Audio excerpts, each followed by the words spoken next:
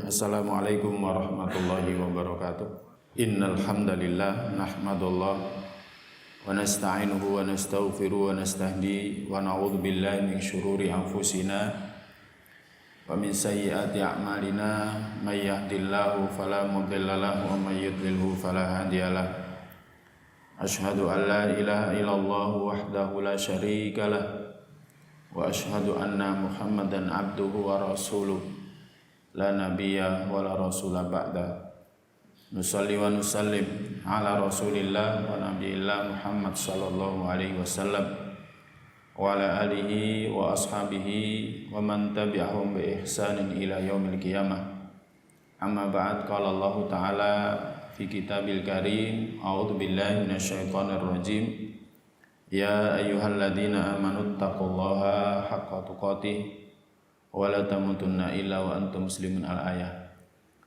Alhamdulillah, itulah yang semestinya kita ucapkan atas karunia Allah yang kita tidak bisa mengira, khususnya karunia untuk mencari ilmu Allah Ta'ala. Karena itulah yang salah satu nanti akan ditanyakan kepada kita pada saat kita hidup di alam barzah. Man rabbuka, madza dinuka, man nabiyuka. Kita kalau ketemu kemudian saling bersapa mesti ditanya bagaimana keadaannya, dan kita mengatakan alhamdulillah, segala puji bagi Allah Ta'ala. Maka bagaimana kalau pertemuan kita itu adalah di salah satu rumah Allah Ta'ala, bersama-sama kita sholat berjamaah, kemudian setelah itu dzikir wirid, setelahnya kemudian ngaji. Tentu ini nikmat di atas nikmat yang kita senantiasa minta. Nikmat khusus ini kita senantiasa minta. Tadi ketika sholat asar kita baca suratul Fatihah, kita minta ihdinas siratal mustaqim, dan ternyata alhamdulillah Allah masih memberikan kepada kita jalannya yang lurus, yakni buktinya malam hari ini kita sholat berjamaah dan kita juga ngaji setelahnya. Ini nikmat yang harus kita syukuri, dan kita berharap agar Allah Azza wa Jalla memberikan kepada kita istiqomah. Tak lupa salawat serta salam adalah senantiasa kita sampaikan kepada Nabi kita Muhammad sallallahu alaihi wasallam, utusan Rabb kita untuk semua umat manusia, agar menyampaikan risalahnya, apa yang mesti kita lakukan dalam kehidupan dunia kita, agar nanti kita tidak menyesal, karena ada kehidupan yang jauh lebih berat dari kehidupan alam dunia. Kalau kita melihat kehidupan dunia betapa beratnya, ada yang kehidupannya jauh lebih berat, yakni ketika kita hidup di alam barzah. Bahkan ada yang lebih berat lagi, yakni ketika kita dibangkitkan di hadapan Allah Ta'ala, yakni kehidupan hari akhir, itu lebih berat. Itu bisa kita simpulkan dari hadis Nabi Sallallahu Alaihi Wasallam dalam firman Allah Ta'ala, ya, ketika Allah menjelaskan tentang Fir'aun dan bala tentaranya, an-naru yuraduna 'alaiha ghuduwwan wa 'ashiyya. Neraka itu dinampakkan kepada mereka pagi dan petang. Wa yauma taqumus sa'atu adkhilu ala fir'auna asyaddal 'adzab. Dan pada hari tegaknya hari kiamat, maka masukkanlah Fir'aun dan keluarganya kepada siksa yang lebih pedih. Menunjukkan bahwa kehidupan alam barzah itu lebih pedih dari kehidupan dunia, ya kan? Tersiksa, ya, orang kalau kafir tersiksa sepanjang hidup mereka di alam barzah. Kemudian dalam kehidupan akhir siksa jauh lebih keras. Maka kepada beliau sallallahu alaihi wasallam yang ngajari kita, ya, ini sebagai bentuk kasih sayang Nabi kita sallallahu alaihi wasallam kepada kita agar kita selamat. Maka kepada beliau adalah kita banyak mengucapkan salawat dan salam. Semoga kelak kita bertemu dengan beliau sallallahu alaihi wasallam di telaganya. Para jamaah sekalian yang dirahmati Allah, kita masih melanjutkan bab al-jam'u bainal khaufi warroja'i, yakni menyatukan antara harap dan cemas. Sedikit mengulangi bahwa disebutkan dalam kitab Bahjatun Nadirin, yang terpilih bagi seorang hamba ketika sehat, hendaklah dia lebih banyak takutnya, ya, hendaklah dia lebih banyak takutnya. Fi hali sihhati ayyakuna khaifan rajian. Jadi ketika dia sehat, maka hendaklah takut dan harap itu ditumbuhkan secara bersama-sama. Jadi takut dan harap itu ditumbuhkan secara sama-sama dalam hati kita. Berharap kepada rahmat Allah, berharap Allah mengampuni dosa-dosa kita, kemudian kelak akan masukkan kita ke dalam surga, harus sama dengan takut kita, takut kepada neraka yang kita semuanya nanti akan lewat di atasnya dan kita meyakini, mengimaninya. Ya. Nah, tetapi dalam keadaan sakit maka yumahhadu ar-raja'u, harap yang harus ditumbuhkan lebih banyak. Ya, harap yang harus ditumbuhkan lebih banyak. Jadi ketika orang dalam kondisi sakit, apalagi sakit yang mengantarkannya kepada kematiannya, maka harus ditumbuhkan harap yang lebih banyak. Ya, seperti kita ketika membahas orang sakit, kita katakan la ba'sa tahurun, insyaallah enggak apa-apa, sakit ini insyaallah akan menghapuskan dosa-dosa. Sehingga dengan adanya sakit ini, ketika ruh lepas dari jasad, ruh itu enggak bawa dosa. Sehingga enggak perlu dibalas dalam kehidupan alam barzah kita, ya, nggak perlu dibalas juga dalam kehidupan akhir kita karena sudah dibalas dalam kehidupan dunia dengan adanya sakit itu. Nah, itu diantara bentuk contohnya. Jadi harapnya ditumbuhkan, ditumbuhkan.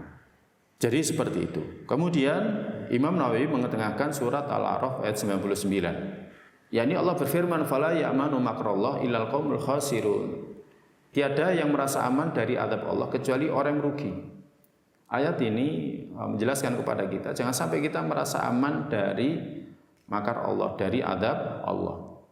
Misalkan kita mengatakan, oh daerah sini aman, yang biasanya nggak aman itu daerah sana. Kemudian kita melakukan kemaksiatan dengan rasa aman.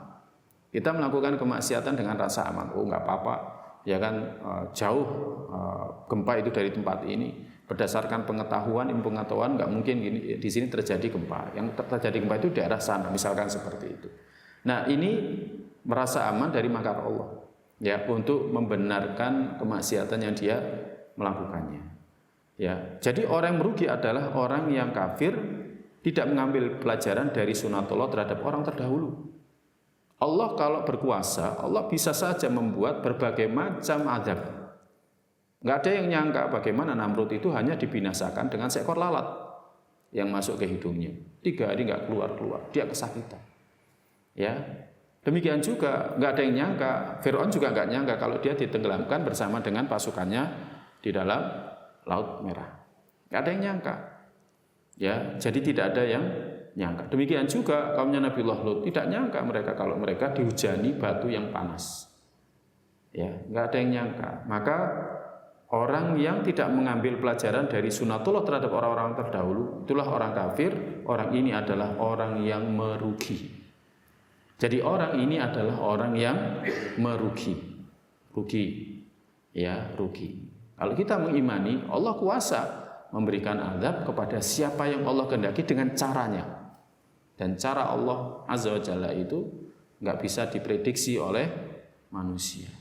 Ya, contoh seperti ungkapan para pelaku lesbi, gay dan seterusnya itu, mereka mengatakan, ya sampai ada yang nantang, mana azab yang Allah turunkan kepada kaumnya Nabiullah Lut. Allah bisa membinasakan mereka tidak dengan cara Allah membinasakan kaumnya Nabiullah Lut. Allah punya banyak cara. Jadi Allah punya banyak cara. Adapun orang beriman, maka mereka melakukan ketaatan diiringi rasa takut. Ya, diiringi rasa takut. Jangan-jangan sholat kita nggak diterima oleh Allah. Jangan-jangan sholat kita nggak benar. Kalau sholat kita nggak benar, nanti bagaimana dalam kehidupan mahsyar ketika dihisab sholat kita? Kemudian dikatakan oleh Allah, dikatakan kepada kita, sholatmu nggak diterima. Nabi SAW pernah bersabda, awwalu ma yuhasabu bil abdu yaumil qiyamati as-shalah. Hadis Abu Hurairah. Yang pertama kali dihisab dari diri seseorang itu sholatnya. Wa in saluhat sairu jasa, wa in saluhat sairu amaliya kama qala. Jika dia baik, maka yang lainnya akan baik. Orang beriman melakukan sholat itu diiringi rasa takut. Sholat saya ini benar atau enggak? Ya kalau misalkan benar, alhamdulillah. Tapi kalau enggak benar, bagaimana kita memperbaiki dalam kehidupan akhir? Kita mungkin dalam kehidupan dunia disalahkan sama dosen. Kerjaanmu salah. Iya maaf Pak, saya perbaiki. Saya kasih waktu. Bisa memperbaiki. Masalahnya dalam kehidupan akhir, bisa enggak kita memperbaiki sholat kita yang salah? Enggak ada. Kehidupan akhir itu waktu kita memanen hasil Amal perbuatan kita dalam kehidupan dunia. Adapun kehidupan dunia itulah waktu amal. Nah, kalau amal kita dalam kehidupan dunia ini ternyata nggak sesuai ketetapan Allah Ta'ala dan Rasulnya, syariatnya Allah Ta'ala dan Rasulnya, kita akan merugi nanti. Ya, makanya kalau ada yang memberikan nasihat kepada kita, ini amal ini nggak sesuai sunnah, nggak sesuai ajaran, kita jangan sampai menjustifikasi, gampang-gampang menjustifikasi. Kok seneng nyalah-nyalahkan? Bukan. Ini dalam rangka nasihat. Tujuannya apa? Jangan sampai dalam kehidupan akhir kita berharap pahala dari sholat kita, ternyata Allah SWT tidak menerima. Ada orang yang merasa aman dari makar Allah. Dia mengatakan, masa sih Allah nggak menerima sholat saya? Ini ungkapan yang menunjukkan bahwa kita merasa aman dari makar Allah. Seharusnya kalau kita ini ingin sholat dengan sebaik-baiknya, kita akan senantiasa introspeksi. Kayak kita kalau misalkan berkaca itu loh, kan kita introspeksi. Saya itu sebenarnya ganteng apa enggak sih? Kan banyak introspeksi kan? Saya itu sebenarnya cantik atau enggak? Introspeksi lihat di kaca. Bahkan kita juga tanya kepada yang lainnya. Kan seperti itu. Sama, masalah sholat sama, masalah puasa sama, masalah haji sama, dan lain sebagainya. Nah, beda dengan pelaku dosa, melakukan dosa diiringi dengan rasa aman dan tenang. Jadi dia melakukan dosa dengan rasa aman dan tenang, enggak ada yang tahu. Ya, korupsi enggak ada yang tahu, enggak ada yang lihat. Ya, karena dia kafir, enggak beriman bahwa Allah itu basir, Allah itu Maha melihat, Allah itu alim, Maha mengetahui. Jadi pelaku dosa itu melakukan dosa diiringi dengan rasa aman. Kita enggak boleh merasa aman dari makar Allah, dari azab Allah Ta'ala. Imam Nawawi juga mengetengahkan surat Yusuf ayat 87. Allah berfirman, innahu la yai'asu mir rahillah illal qaumul kafirun. Sesungguhnya tiada yang berputus asa dari rahmat Allah melainkan orang-orang kafir. Kalau tadi ayat yang mengharuskan kita menumbuhkan rasa takut, kalau ini ayat yang menumbuhkan rasa harap. Ya, enggak boleh putus asa dari rahmat Allah. Sebanyak apapun dosa kita. Ya, sampai ada ungkapan, saya ini sudah banyak dosanya, enggak mungkin Allah akan mengampuni dosa-dosa saya. Ini orang putus asa dari rahmat Allah. Orang-orang seperti ini perlu dimotivasi. Ya, disampaikan kisah ya, orang telah membunuh 100 orang. Disampaikan kisah wanita pelacur yang akhirnya dia diberikan taufik oleh Allah untuk taubat, ya kan? Dan kisah-kisah yang lainnya. Agar dia tidak putus asa dari rahmat Allah Subhanahu wa taala. Ya, tidak putus asa dari rahmat Allah Ta'ala. Nah, seorang hamba tidak boleh putus harapan kepada Allah terhadap apa yang ia cita-citakan. Kita semuanya ingin dalam kehidupan akhir nanti masuk surga. Semuanya ingin hidupnya itu nikmat terus. Ya, nikmat terus, enggak ada putusnya. Kumpul sama anak cucu terus enggak pernah pisah. Ya, kumpul sama anak cucu terus enggak pernah pisah. Ini yang saat ini masa liburan anak-anak pada pulang dari pondok, senang kalau kumpul sama anak, sama cucu, senang. Ada masa di mana kita akan kumpul terus, nggak akan pisah. Makanya ditakutkan oleh penghuni dunia itu, orang ahli dunia itu adalah takut berpisah dengan dunia. Orang mau mati itu takut, ya kan, dengan apa yang akan terjadi, sedih dengan apa yang akan dia tinggalkan. Takut karena apa? Nanti di alam kubur apa yang terjadi? Nanti kalau dibangkitkan di alam akhir nanti apa? Saya nanti kalau di alam kubur sendirian, siapa yang menemani? Takut. Yang kedua, sedih. Sedih berpisah dengan keluarga, sedih berpisah dengan dunia, dan lain sebagainya. Makanya hiburan yang diberikan oleh malaikat kepada orang yang mati, ya, orang beriman yang mati yang dalam kehidupannya itu istiqomah adalah mereka mengatakan alla takhafu wa la tahzan. Surat Fussilat. Innal ladzina qalu rabbuna Allah tsumma istaqamu, sesungguhnya orang yang mengatakan Rabb kami Allah kemudian dia istiqomah, maka tatanazzalu alaihimul malaika, para malaikat akan menghibur dia. Mengatakan alla takhafu wa la tahzanu, kamu jangan takut, kamu jangan bersedih. Takut apa yang nanti akan terjadi? Karena enggak ada orang yang mau mati itu enggak takut, semuanya takut. Semuanya takut. Ya, saya punya kerabat itu. Jadi kalau ada orang meninggal itu, dia nggak berani masuk ke makam, ke kuburan, takut. Tapi akhirnya ya meninggal juga. Ya, karena Ya, itu manusiawi. Orang takut mati itu manusiawi. Tapi yang penting bukan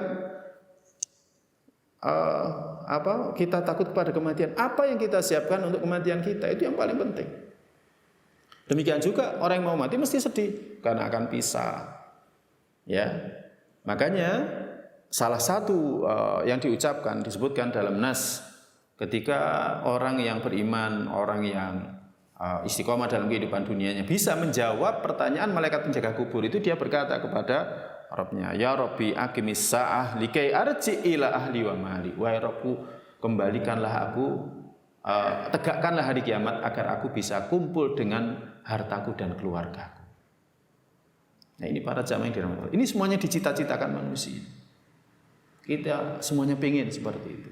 Ya, bersama dengan harta kita, ya, bersama dengan keluarga kita. Ya. Kalau orang Jawa ada istilah mangan gak mangan yang penting kumpul, kan seperti itu kebahagiaan. Ya. Nah, ini hanya bisa kita dapatkan kalau misalkan kita mati di atas ketaatan dan ketakwaan. Maka ini pentingnya kita dakwah. Yang enggak sholat diajak sholat. Ya, yang enggak ngaji diajak ngaji. Kalau ngaji seperti ini jangan sendirian para jemaah. Ajak anaknya, ajak cucunya, ajak istrinya, ya kan, semuanya diajak. Kalau ditolak ya wajar, itu namanya amar ma'ruf. Apa menurut kita para nabi, para rasul mereka enggak ditolak oleh keluarga mereka? Ditolak. Fir'aun, Nabi Musa, ya kan, dimusuhi oleh bapak angkatnya sendiri, Fir'aun, ya kan. Nabi Ibrahim ya dimusuhi oleh bapaknya sendiri, bahkan seluruh negeri itu memusuhi dia. Nabi Nuh, istrinya enggak taat, anaknya juga enggak taat. Ya, kemudian Nabi Lut, salah satu istrinya juga tidak taat. Jadi jangan punya pikiran mesti yang kita asakan, kita serukan itu mesti didengarkan. Enggak. Tapi kita karena kasih sayang agar kita kumpul bareng nanti dalam kehidupan akhir, maka hendaklah dalam kehidupan dunia ini kita istiqomah, ngaji bersama, ya kan, melakukan ketaatan bersama. Jadi seperti itu. Nah, oleh karena itu, kalau kita tahu ini, ya jangan sampai kita putus asa. Ngajak orang jangan sampai putus asa. Orang yang diajak pun juga jangan putus asa. Tidak ada yang putus asa dari rahmat Allah kecuali orang kafir yang tidak beriman kepada Allah. Adapun mukmin senantiasa berharap. Kemudian Imam Nawawi mengetengahkan surat Ali Imran ayat 106, di mana di ayat ini disebutkan antara harap dan cemas. Allah berfirman, yauma tabyadu wujuhu wa taswadu wujuh. Hari di mana wajah-wajah ketika itu memutih, putih berseri, wa taswadu wujuh, dan wajah-wajah ketika itu ada yang hitam muram. Ya, ini keadaan orang-orang yang beriman dengan orang kafir. Ya, kalau dikembalikan kepada keutamaan wudu, ya, maka wajah orang beriman memutih itu karena apa? Putih. Ya, putih berseri itu karena apa? Karena bekas wudu, senantiasa berwudu dalam kehidupan dunianya. Ya, paling tidak ketika sholatnya. Ya, dan seterusnya. Beda dengan orang yang kafir. Maka wataswatu wujuh. Ya, wajah mereka, muka mereka itu hitam muram. Ya, kita kan kadang melihat kalau ada orang muram itu kelihatan dari wajahnya, kadang juga wajahnya itu menghitam. Walaupun sebenarnya enggak hitam, walaupun kulitnya kuning, tapi kelihatan kok hitam muram gitu. Ya, kapan seperti itu. Nah, para jamaah yang dirahmati Allah Subhanahu wa taala, ini menjelaskan bahwa pada diri kita harus dimunculkan harap agar suatu ketika wajah kita putih berseri, sehingga Nabi kita salah-salah mengenali. Oh, ini umatku, sini. Akhirnya kita bisa mendekati telaganya Nabi, dan ketika itu kita sangat butuh air. Ya, 50.000 tahun kita berdiri tidak ada air sama sekali. Jadi nggak ada air sama sekali. Kemudian para nabi diberikan telaga. Telaga yang paling besar adalah telaganya Nabi kita sallallahu alaihi wasallam. Dan Nabi sallallahu alaihi wasallam nanti akan melayani kita, mengambilkan air untuk kita umatnya. Maka kalau kita paham ini, jangan khianati Nabi dengan tidak pernah mempelajari hadisnya, sunnahnya, nggak pernah mengamalkan, bahkan menyelisihi. Jangan sampai para jamaah. Ya, Ibnu Abbas berkata, pada hari kiamat nanti wajah-wajah ahli sunnah wal jamaah berseri. wajah-wajah ahli bid'ah dan ahli firaq yang suka berpecah belah menjadi muram. Ya, Ibnu Abbas menafsirkan ayat ini dengan tafsiran seperti ini. Habrul ummah, dia adalah tintanya umat ini. Ya. Berarti orang yang senantiasa memegang teguh sunnah. Senantiasa memegang teguh sunnah. Maka semoga kita termasuk al-sunnah. Karena apa? Kajian kita hadis, Al-Quran, hadis. Al-Quran, hadis. Bukan pengajian sing penting lucu. Nanti kalau ditanya oleh apa? Oh, ustadz humoris. Ilmu ini apa? Pokoknya ustadz nyenengno wis. Engko lek kan maneh ngundang ustadz iku wae. Jadi yang penting lucu. Ya. Bukan berarti kita enggak boleh bergurau ya, humor. Boleh, tapi tidak sering-sering. Ya kan? Nabi kita sallallahu alaihi wasallam pun juga kadang bergurau tapi tidak mengatakan kecuali hak. Kemudian Imam Nawawi juga mengetengahkan surat Al-A'raf ayat 167. Inna rabbaka lasari'ul 'iqab wa innahu laghafurur rahim. Ayat ini juga menyatukan antara harap dan cemas. Inna rabbaka lasari'ul 'iqab. Sesungguhnya Rabbmu benar-benar teramat cepat siksanya. Wa innahu laghafurur rahim. Tetapi Rabbmu juga ya teramat sangat mengampuni lagi, Maha Penyayang. Siksa Allah itu sangat cepat, ya, sangat cepat, nggak ada jeda. Dan siksa disebutkan oleh para ahli ilmu, siksa neraka itu kalau konstan, ya maka orang akan bisa berdamai dengan siksa. Ya kayak orang dalam kehidupan dunia itu sakit ya sudahlah berdamai dengan sakit, akhirnya dinikmati aja, akhirnya jadi nikmat itu. Nah, neraka itu enggak seperti itu. Dan siksa neraka itu enggak bisa dinalar karena Allah berfirman fa yauma idzil la yu'adzibu 'adzabahu ahad. Maka pada hari itu tidak ada yang bisa menyiksa seperti siksa Allah. Jadi siksa Allah itu sangat-sangat pedih. Sudah enggak usah kepo. Ya apa sih siksa neraka itu? Kepo, pengen masuk neraka, pengen ngerti ceritanya ada di sana. Udah, enggak usah. Enggak usah kepo. Saya barusan takziah ya ke salah satu rekan karena ada yang meninggal karena ya pembunuhan, dizalimi. Ya, ternyata keluarga pengen melihat jasadnya, nggak akan kuat. Ya, ternyata tetap saja maksa dan minta dipulangkan. Tapi ketika polisi, penyidik yang berada di sana di luar Jawa peristiwanya, tapi asalnya dari sini. Dikatakan Anda seorang Muslim, ya seorang Muslim. Anda tidak kasihan, Ya tapi kami ingin pulang. Akhirnya baik ditunjukkan bagaimana jasadnya beliau rahimahullah taala. Ya beliau rahimahullah taala. Akhirnya ditunjukkan jasadnya, nggak kuat. Jadi nggak kuat. Jadi melihat saja nggak kuat. Apalagi itu dunia, apalagi kehidupan neraka. Na'udzubillah. Kita nggak akan kuat melihat. Makanya jangan kepo. Banyak orang-orang kafir itu yang kepo, ya kan? Yang kepo. Saya pengen masuk neraka, ya kan? Pengen menjadi tebusan bagi semuanya, biar semuanya nggak masuk ke neraka. Seperti perkataan seorang ahli sufi yang terkenal itu, Rabi'ah ini. Ya kan? Dia kalau tahu neraka nggak akan seperti itu. Ya, pelaku dosa saja, para pelaku dosa berangan-angan. Ya wadul mujrimu law yaftadi min adzabi yauma idzin bibani. Pelaku dosa pada hari itu berangan-angan sekiranya mereka bisa menebus siksa neraka itu dengan keturunannya. Karena sangat pedihnya ketika itu. Ini para jamaah yang dirahmati Allah Subhanahu wa taala. Jadi, ini seharusnya menumbuhkan rasa takut pada diri kita.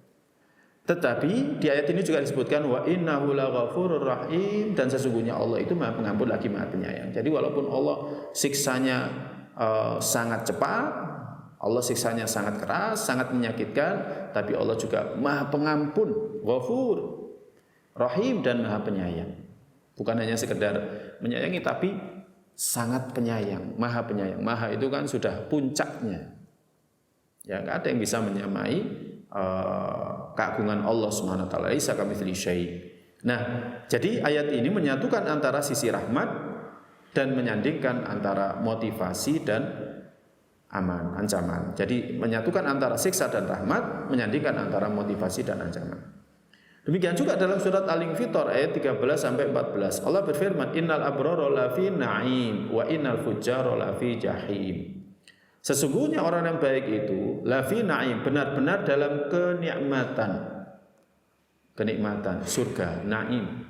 Ya, na'im itu kalau bentuk tunggalnya nikmah, ya. Na'im itu kenikmatan yang teramat sangat.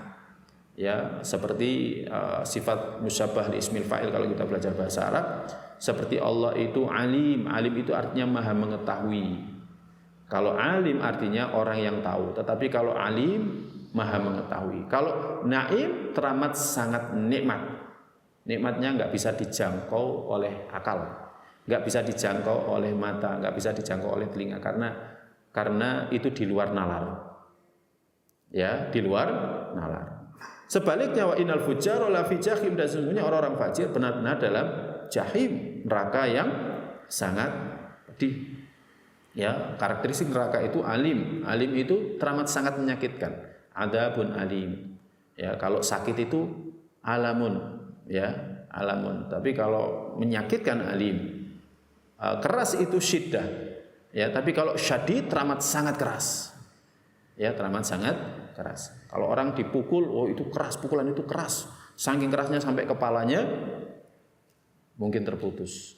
Tapi neraka itu syadid.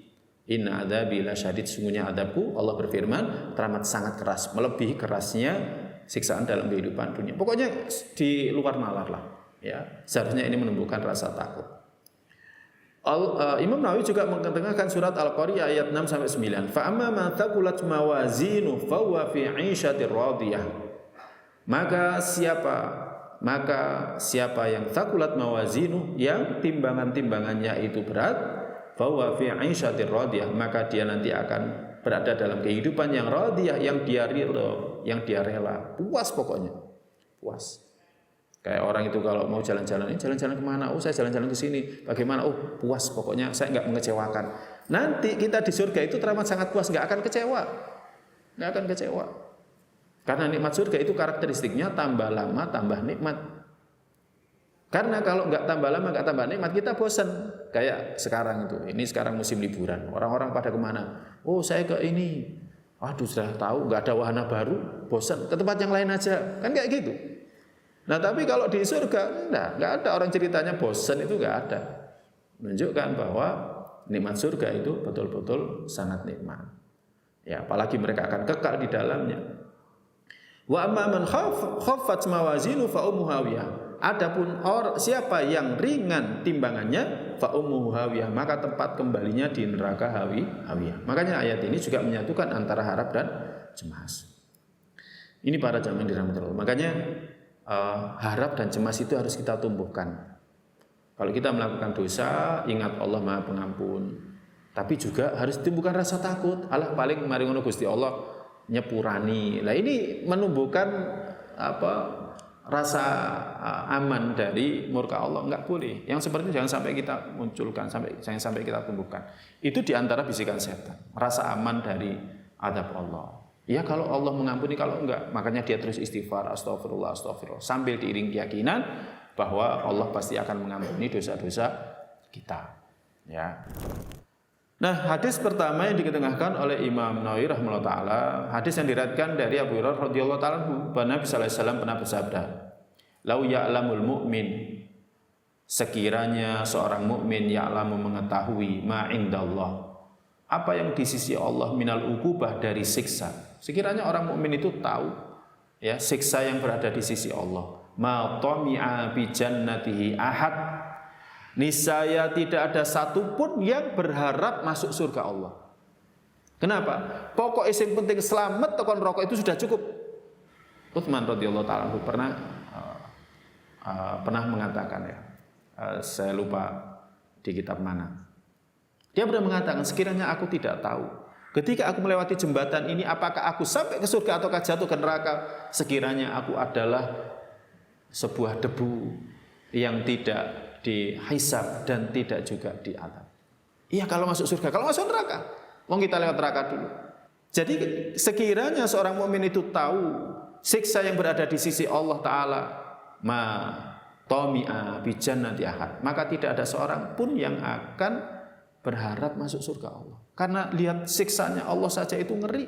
Jadi lihat siksanya Allah saja itu sangat ngeri. Kalau sudah tahu siksanya Allah sangat ngeri, maka kita harus tumbuhkan rasa takut.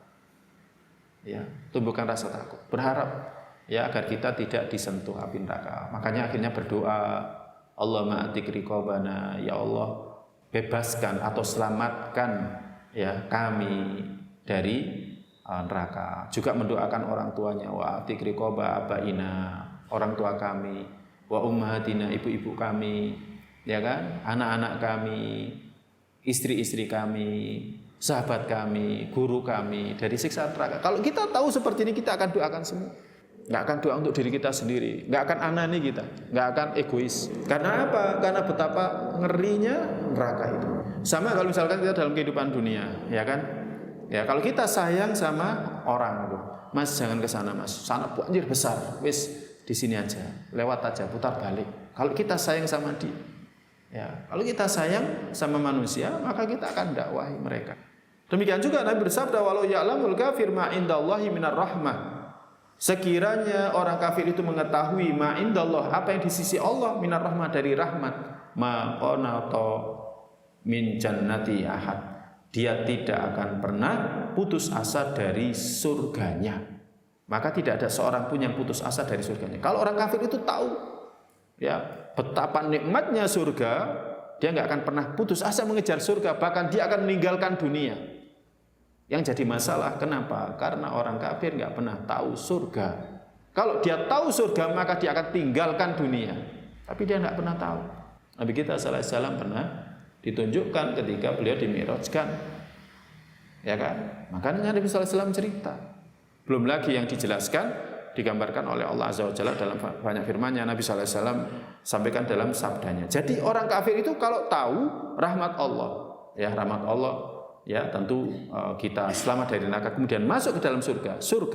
Sekiranya mereka tahu, niscaya mereka tidak akan putus asa dari mengejar surga. Ini para jamaah. Makanya hadis ini menjelaskan kepada kita, harap itu harus kita munculkan, takut itu juga harus kita munculkan. Apa pelajaran dari hadis ini? Perintah untuk takut kepada siksa Allah dan berharap pahala, ampunan dan ridha Allah. Jadi munculkan rasa takut kepada siksa Allah Subhanahu wa taala. Umar radhiyallahu taala itu pernah ketika sholat malam itu hanya ngulang-ngulangi inna adzaba rabbika rabbi lawaqi, sesungguhnya adab Rabbku, sesungguhnya adabku itu nyata. Itu diulang-ulang sampai beliau nangis. Ya, sampai beliau nangis. Jadi siksa Allah itu nyata. Kemudian perintah juga berharap kepada pahala ampunan Allah. Semoga Allah memberikan kepada kita pahala semua yang kita lakukan, berikan ampunan sehingga kita bisa melewati neraka, berikan ridhonya sehingga kita bisa masuk ke dalam surga. Pelajaran yang kedua, tidak sepatutnya seorang hamba bergantung dan tertipu dengan amalnya. Enggak boleh. Kita enggak boleh tertipu dengan amal kita. Oh, saya sudah rajin ngaji. Oh, rumah saya dekat masjid, saya biasa sholat berjamaah di masjid. Enggak boleh kita tertipu. Nggak boleh tertipu hingga akhirnya meninggalkan amal,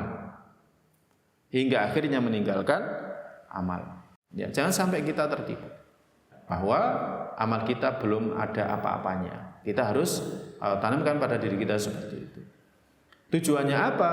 Sebagai bentuk rahmat, bentuk harapan terhadap rahmat Allah dan ampunan Allah yang teramat luas. Jadi sebagai bentuk harapan terhadap rahmat dan ampunan Allah yang teramat luas, sehingga tujuannya kita terus senantiasa berharap rahmat Allah dan ampunan Allah.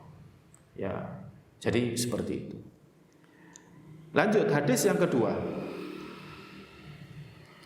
Hadis yang diriwayatkan dari Abu Sa'id Al-Khudri radhiyallahu ta'ala anhu. Dia meriwayatkan bahwa Rasulullah sallallahu alaihi wasallam pernah bersabda, "Idza wudi'atil janazatu", jika jenazah itu diletakkan, maksudnya di keranda, wahtamalahal nasu, dan manusia memikulnya, awirijalu, atau orang-orang laki-laki, ala a'naqihim, di atas pundak-pundak mereka, Fa in kanat salihatan, maka jika dia orang yang salih, qala dia berkata qaddimuni, cepat, segerakan aku, dan bawa saya ke kubur. Wa in kanat ghairu salihatin, dan jika dia bukan orang yang saleh, qalat, maka dia berkata, ya wailah, celaka, aina tadhabuna biha, kalian membawa kemana? Suaranya itu yasma'u sautaha kullu syai'il insan, segala sesuatu yasma'u sautaha, itu mendengarkan suara jenazah ini, ilal insan, kecuali manusia. Walau sami'ahu sa'iqah, sekiranya manusia mendengarkannya pasti dia akan pingsan, enggak kuat. Para jemaah barangkali pernah mendengarkan cerita orang yang histeris, sakit. Ini biasanya sering mendengarkan gini itu. Ya tenaga kesehatan, ya tenaga medis sering mendengarkan seperti itu. Pasti mendengarkan itu sedih, ya, ngeri, takut, ya. Nah, ini yang terjadi pada orang yang tidak saleh, orang yang tidak baik. Saleh itu baik, ya. Nah, dalam hadis ini Nabi SAW menjelaskan apa yang ghaib bagi kita. Ini kan ghaib, ya. Ini ghaib, kita tidak tahu. Ini hadisnya sahih. Kita nggak tahu. Tapi nanti kalau kita mati kita akan merasakan. Tapi semoga kita nggak merasakan yang kedua. Kita merasakan yang pertama. Ya. Jadi Nabi SAW bersabda, jika jenazah dimasukkan, diletakkan di keranda, ya, kemudian manusia memikulnya di atas pundak mereka. Kalau dia soleh maka dia mengatakan, ayo cepat. Dia pengen disegerakan, ya, pengen disegerakan. Karena waktu antara dia tidak dikebumikan dengan dikebumikan itu waktu yang membuat, kalau dia orang baik itu galau. Kayak kita ini, kita misalkan mau naik pesawat itu, ini kok gak berangkat-berangkat. Atau kita mau ujian. Kan orang mati kan nanti difitnah, ya, ditanya di alam kubur, ya, di alam barzah. Man rabbuka man nabiyuka madza dinuka. Ya kan? Kalau dia orang soleh, insya Allah akan ditolong oleh Allah Ta'ala. Yuthabitullahu alladhina amanu bil qawli tsabit. Allah akan teguhkan orang beriman dengan perkataan yang teguh. Maka dia akan mengatakan, ayo cepat. Ya, kayak orang mau ujian itu, kalau nunggu itu lama galau dia. Pengen cepet aja. Saya yakin bisa jawab ujian ini. Saya sudah belajar kok. Nilai ujian saya sudah tryout berkali-kali, sudah mantep. Pengen segera ujian itu disegerakan. Ya, maka dia qaddimuni. Tetapi jika dia tidak salih, dia mengatakan, ya wailah, celaka. Kalian mau membawa kemana? Mau membawa kemana? Ketakutan. Ya. Dan suaranya itu terdengar kullu syai', segala sesuatu. Syai' itu bentuk nakirah, ya.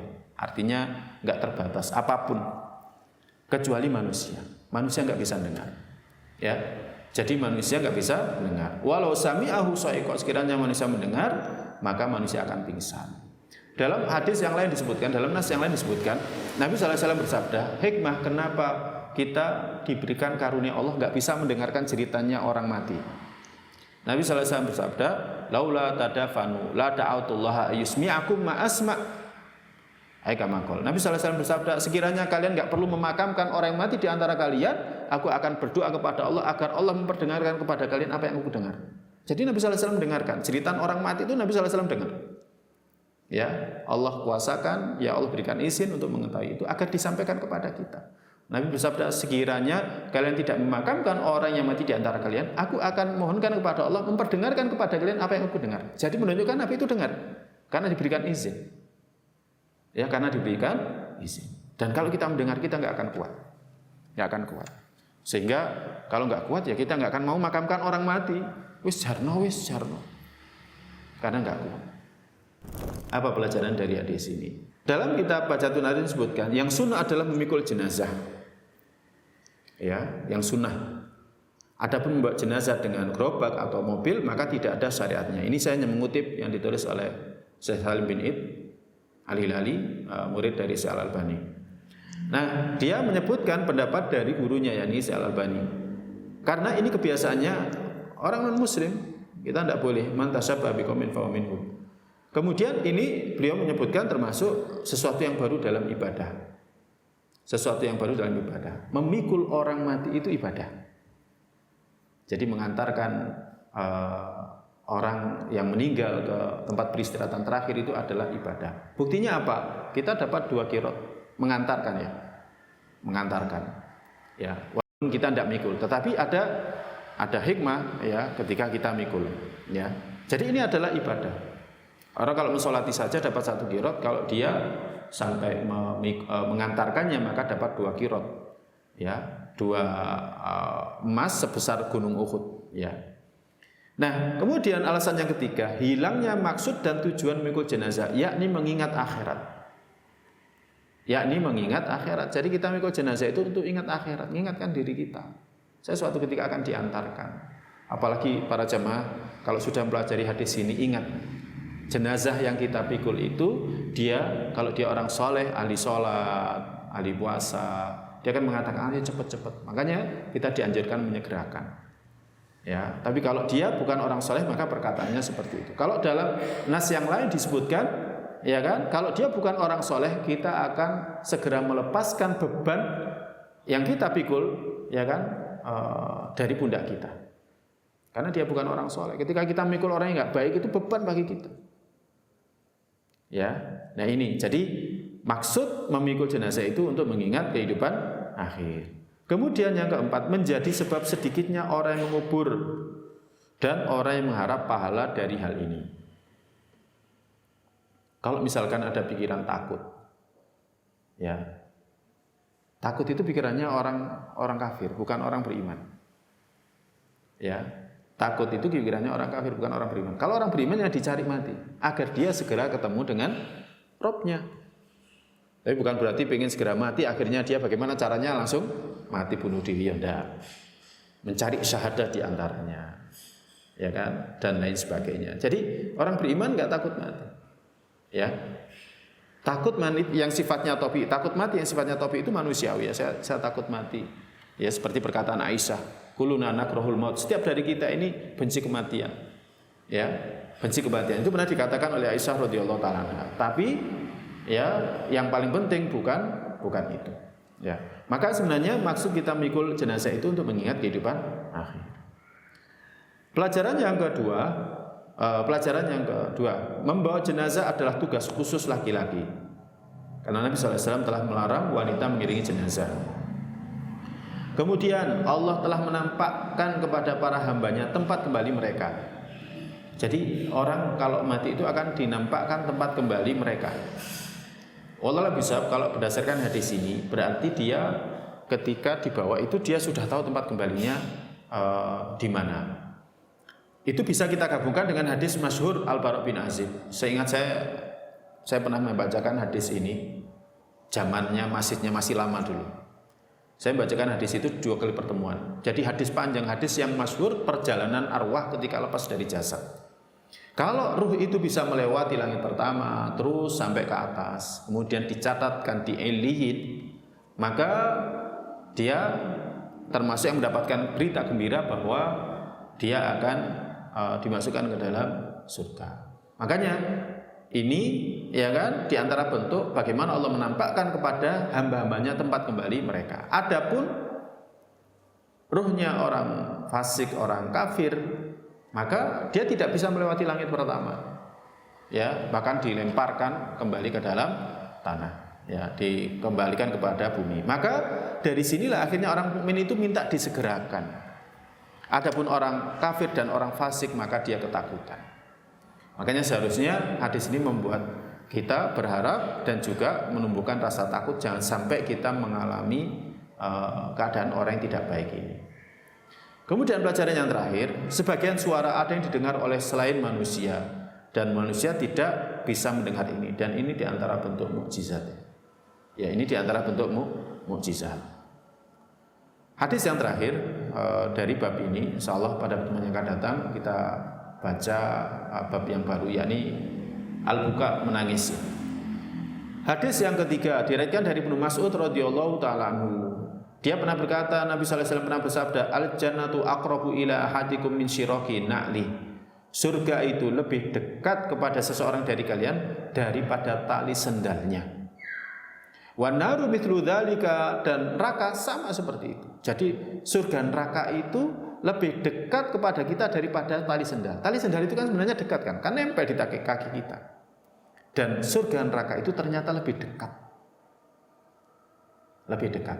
Jadi kita bisa masuk ke dalam surga, semoga kita masukinya dan orang yang kita cintai, tapi juga neraka itu sangat dekat. Seperti para jamaah yang dirahmati Allah. Abu Thalib, ya kan, ditawari untuk mengatakan la ilaha illallah. Dalam riwayat disebutkan, paman katakan la ilaha illallah. Aku jadikan saksi di hadapan Allah. Aku akan jadikan saksi di hadapan Allah. Diomongi seperti itu, ditawarkan terus untuk mengatakan la ilaha illallah saja.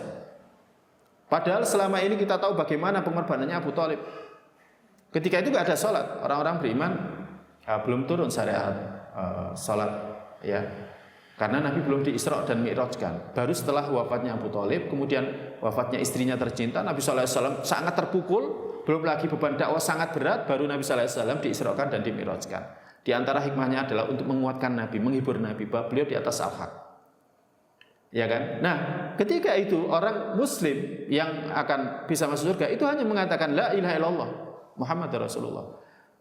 Nabi hanya nawarkan, katakan la ilaha illallah. Aku akan jadikan ini sebagai dalil di hadapan Allah Ta'ala. Tapi pemimpin-pemimpin, tokoh-tokoh Quraisy mengatakan, atarghabu an millati Abdul Muthalib. Apakah kamu enggak suka dengan milahnya, jalannya, agamanya Abdul Muthalib? Akhirnya yang dikatakan terakhir, bal huwa ala millati Abdul Muthalib. Bahkan dia, yakni Abu Thalib, mengatakan dirinya berada di atas milahnya Abdul Muthalib. Ini menunjukkan jarak antara kita, surga neraka itu sangat dekat. Maka para jamaah biasakan untuk zikir, ya, dengan sungguh-sungguh. Semoga Allah mudahkan kita untuk mengatakan kalimat tauhid di akhir hayat kita. Sebenarnya di sini sudah kita bahas, ya, pada bab yang sebelumnya. Ya, intinya adalah ketaatan akan mengantar ke surga, kemaksiatan akan mengantar ke neraka. Dengan ucapan saja seseorang bisa disiksa di neraka, dengan ucapan seseorang itu bisa masuk ke dalam surga. Kemudian ketaatan dan kemaksiatan bisa terjadi pada perkara yang sangat remeh. Ya, maka hendaklah kita tidak menghindar dari melakukan amal walaupun sangat ringan. Dulu pernah kita bahas di sini, ada seorang bisa pindah-pindah di surga gara-gara gangguan di jalan, dia singkirkan dari jalan. Ini sudah pernah kita bahas di sini, ya kan? Banyaknya jalan kebaikan. Itu bisa kita masuk ke dalam surga. Orang masuk ke dalam surga karena memberikan minum, ya, kepada seekor anjing dan lain sebagainya. Jadi jangan meremehkan perbuatan baik walaupun ringan. Ya, sampai ke surga itu mudah selama benar tujuannya dan diiringi dengan amal saleh. Wallahu a'lam. Mungkin ini yang bisa kita kaji pada pertemuan kali ini. Semoga bermanfaat untuk saya pribadi dan untuk para jamaah sekalian yang dirahmati Allah. Semoga Allah Ta'ala memberikan kepada kita keberkahan atas perjumpaan kita. Allah juga memberikan kepada kita istiqomah sampai akhirat kita, juga untuk orang-orang kita sayangi dalam kehidupan dunia kita. Allahumma inna nas'aluka ilman nafi'an wa rizqan thayyiban wa amalan mutaqabbala. Allahumma inna ala dzikrika wa syukrika wa husni ibadatik. Allahumma qina adzabaka yauma tab'atu ibadaka. Wassallallahu nabiyina Muhammadin sallallahu alaihi wasallam. Kita akhiri dengan doa penutup majelis. Subhanakallahumma bihamdika asyhadu an la ilaha illa anta astaghfiruka wa atubu ilaik. Assalamualaikum warahmatullahi wabarakatuh.